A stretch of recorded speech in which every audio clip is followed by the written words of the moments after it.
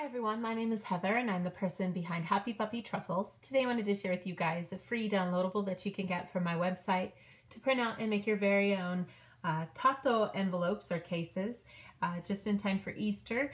And I kind of took a couple of the variations of the Easter patterns that I've had and some of the Easter egg pattern design to make a kind of colorful sort of case that you can use.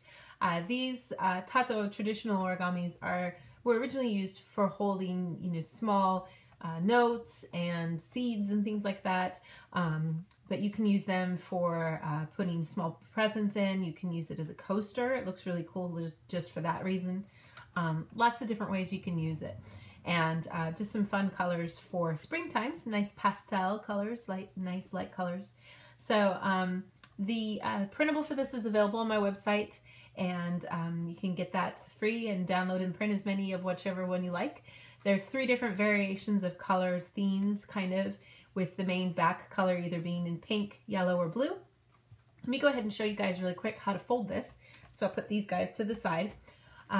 This particular origami actually does have some different steps if you're just doing the traditional origami, but because we have the printable, you can eliminate some extra creases that you may not want in your finished piece by following the edges that we have here from the design. So that'll help us along. What we want to do is, starting with the color side facing down, I'm just going to go ahead and fold my paper in half diagonally both ways. That will give me the guides I need to know that I'm working with stuff and everything is centered and lined up right. Open it up, and then what we're going to do is we're going to create the creases that go around the square in the middle here. So I'm just going to take one of these sides and pull it forward, keeping my finger here and kind of keeping it lined up with that center crease that you see. We're going to create a crease right where those patterns come together and where the colors change.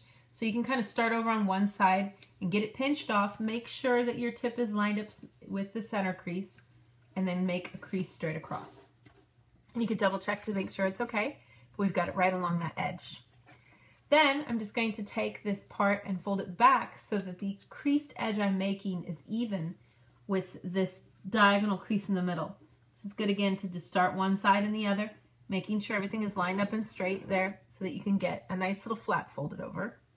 And then I'm just going to take the tip, fold it straight back up to this edge that I just made to reveal a little bit of color for this little triangle. Now those are the steps that we are going to repeat then on the other sides. I'm just going to open things up so that I can have a nice clean space to work with. Get each of these going here. And fold all these flaps over so that I can get the parts that will wind up making the pinwheel when we're done here. So get all these completed. Now you could, change up the way you fold this a little if you wanted to, play around with how much of it you fold back. You could do an extra set of creases here and make a cool little zigzag sort of pattern going there to have a different result with the pinwheel in the middle. That's just sort of some variations you can do if you want. But we do definitely need to first start at least to fold back all the way to the edge here. And then what you do with this little triangle bit of space is kind of up to you. But I'll just get all these folded up.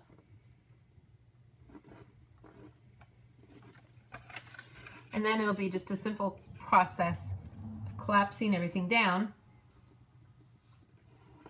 so that we can make the completed case.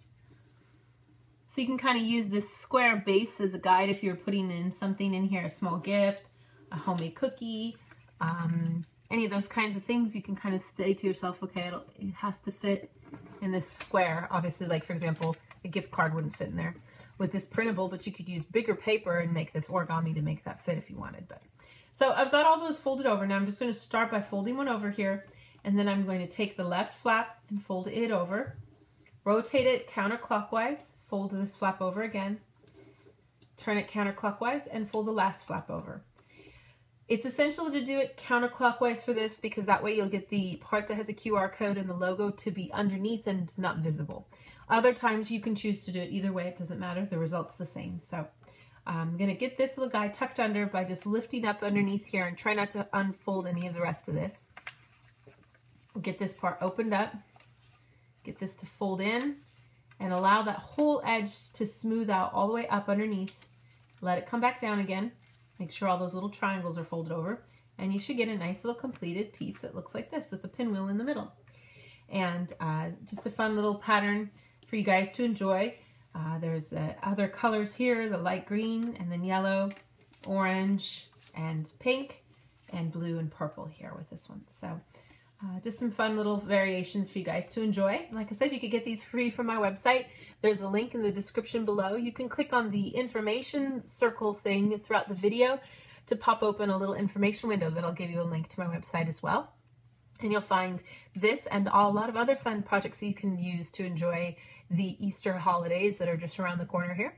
And I'll have some more fun things to share with you guys in the days to come. Thanks again so much for watching, and I'll see you all next time. Bye.